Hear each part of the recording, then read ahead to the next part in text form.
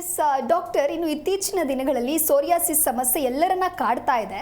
ಜೊತೆಗೆ ಈ ಸೋರಿಯಾಸಿಸ್ ಜೊತೆಗೇನೆ ಚರ್ಮ ರೋಗ ಕೂಡ ಕಾಣಿಸ್ತಾ ಇದೆ. ಹಾಗಾಗಿ ಸಾಕಷ್ಟು ಜನಕ್ಕೆ ಒಂದು ಗೊಂದಲ ಇದೆ.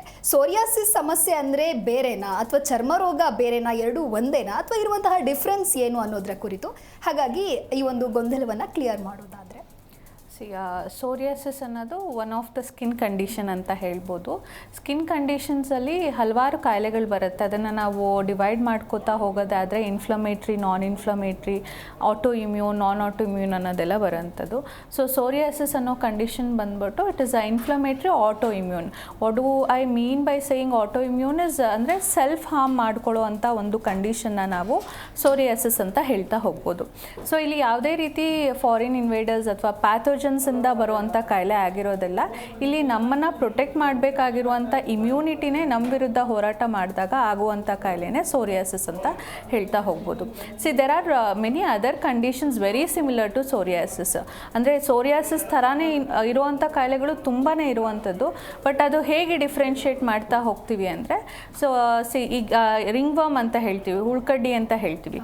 ಹುಳ್ಕಡ್ಡಿಯಲ್ಲೂ ಸೇಮ್ ಇಚ್ಚಿಂಗ್ ಇರುವಂಥದ್ದು, ಉರಿ ಬರುವಂಥದ್ದು, ಸ್ಪ್ರೆಡ್ ಆಗುವಂಥದ್ದು.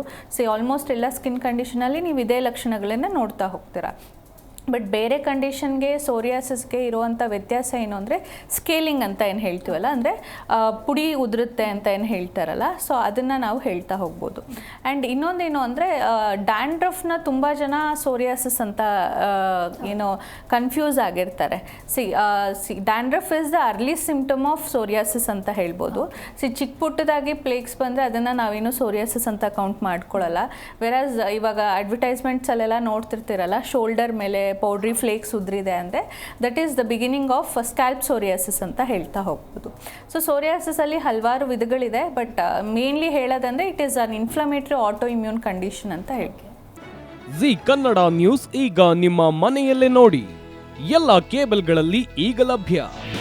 ನಿಮ್ಮ ನೆಚ್ಚಿನ ಜಿ ಕನ್ನಡ ನ್ಯೂಸ್ ಈಗ ಸನ್ ಡೈರೆಕ್ಟ್ ನಲ್ಲಿ number 292, Tata Play number 1664, Jio TV number 1334, NXT digital number 30, N cable number 30, City Networks 51, U digital number 162, GTPL number 17, Rockline telecommunications number 42, Shri Basaveshwara cable number 168, rural cable network 60, Vinayaka digital 57, Abhishek cable 821, city channel 53, Siddeshwara cable network 57, ವಿ4 digital infotech 628, Surya digital networks 53, Gajanan digital number 836, Malnad infotech private limited number